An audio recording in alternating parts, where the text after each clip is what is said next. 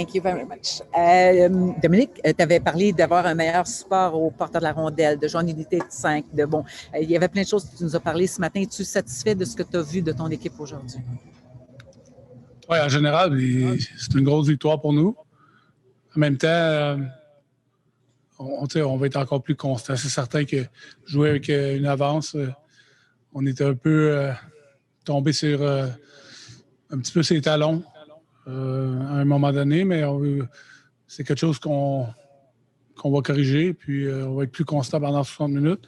Mais oui, on a vu que surtout la première partie du match, c'est vraiment la façon qu'on veut jouer.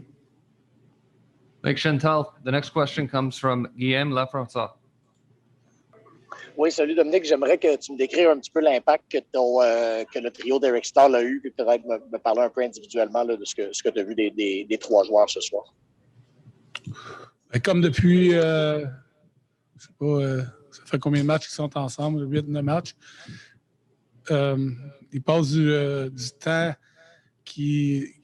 beaucoup de temps en zone offensive qui est difficile pour l'autre équipe. Donc, ça donne du momentum à notre équipe. Ils trouvent aussi une façon d'aller chercher des gros buts. Les trois ont leur force. Surtout la protection de rondelle, la façon qu'ils sont capables de garder la rondelle en contrôle, sous pression.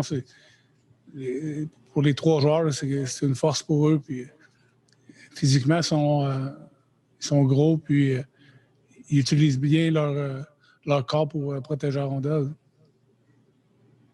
Thank you, Guillaume. The next question comes from Eric Engels. What did it take for Jeff to play in this game, and what does it say about his character to be able to deliver the performance that he had? It means a lot. I mean, if he could have, he would have come back earlier. Even when it happened, he wanted to try to play against Winnipeg on Game 4, but so it's good to see him back and see the way he played. So after missing, a couple games in a few days, he's an important player for us on both sides. The way he defends, the way he moves, and the way he moves the puck. So, it's really good. And he's a gamer. He's a guy, every time that, you get in critical moments, big games, you see him at his best. Thank you. The next question comes from Martin McGuire. Dominique, tu viens de parler en anglais de Jeff Petrie, mais un gars qui joue avec deux doigts cassés, une conjonctivite, votre capitaine qui bloque des lancers, qui sacrifie son corps. C'est quel genre de marque de commerce, de trait de caractère que ça donne à ton équipe quand deux leaders font ça? C'est ça jouer à ce temps-ci de l'année. Puis certainement, ces deux gars-là sont un bon exemple de caractère, d'engagement. Je crois qu'en général aussi, on a ça à travers notre équipe. On n'est pas rendu là pour rien. Puis on n'a pas fini non plus. Puis il y a une raison pourquoi. C'est parce que nos joueurs sont engagés. Ils veulent faire encore l'autre bout de chemin. Thanks, Martin. The next question is from Jonathan Bernier. Thanks, Jeff. Salut, Dominique. Pour poursuivre sur les tirs bloqués, là, ton groupe en a bloqué 24. Ils ont aussi beaucoup congestionné comme le centre de votre territoire pour minimiser ou empêcher les passes transversales, ce qu'on avait moins vu lors du premier match. Est-ce que c'est une prise de conscience, un ajustement, ou c'est simplement une question d'exécution? Tu sais, c'était dans le plan de match, mettons, lors du premier match, mais ça a mal été exécuté.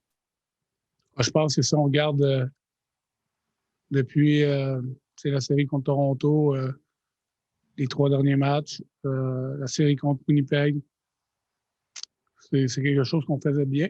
Donc, ce qui est arrivé au premier match, surtout, c'est comme des jeux brisés ou des des jeux brisés qui ont amené à des situations comme ça ou un manque sur une couverture. Mais oui, ce soir, c'est de la façon qu'on veut jouer dans notre zone, s'assurer qu'on laisse tout de l'extérieur à Carey Price qui joue du gros hockey. We'll take a few more for Coach. The next question comes from John Liu. Sorry, I had my hand up. Didn't have one. All good. Okay. The next question comes from Sean Reynolds. Dom, Vegas continues to generate a lot of their offense from the point. How concerning is that after 2 games, and what better can be done to shut that down? It's 2 face-offs that they scored on. We got to do a better job. I think on both times it was on ice things that I think we could avoid. So we got to be better on those situations. And yeah, they're gonna be at times shooting the puck from on top, but I'd rather see that than seam plays or plays coming from the slot. So it's part of playing in our zone, and at one point you got to give up something. You got to decide what you're gonna give up.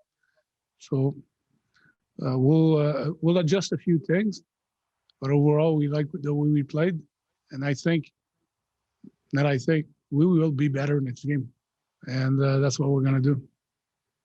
The next question comes from Arpan Basu.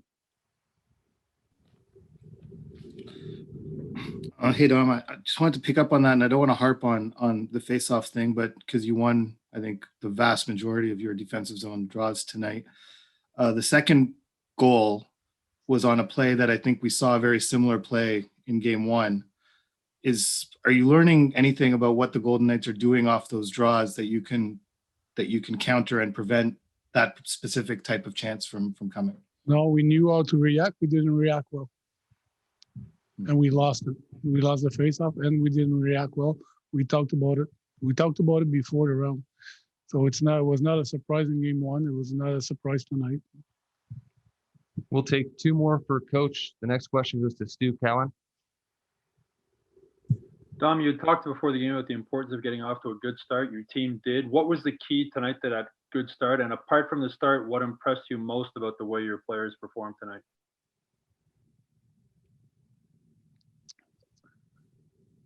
Well, we showed some good composure. At one point, we felt the pressure. They were trying to come back. Overall, we showed some pretty good composure. But I think we can still do a better job. We wanted to support the puck better. I think we did that tonight, and it pays off. It paid off. I think we still can be better on a few occasions managing the puck, and we'll do that. And our last question is a follow-up from Guillaume Lafrançois. Oui, salut Dominique. Je voulais juste un petit peu de précision sur la situation de Jeff Petrie. Justement, dans l'échauffement, on ne l'a pas vu dans les line rush. La première version du roster, il n'était pas là. Qu'est-ce qui s'est passé pendant l'échauffement et entre l'échauffement et le match pour qu'il puisse jouer finalement? Non, mais on a gardé nos paires de défense qu'on avait ce matin à l'entraînement matinal. Puis on voulait voir qu'est-ce qui était comment il était pour sentir, pour être certain que les gars étaient à 100%, lui puis Merrill, qu'il n'y avait pas de pépins. Et puis, c'est pour ça qu'on avait habillé 8 défenseurs. Thank you for your time, Coach. Thank you.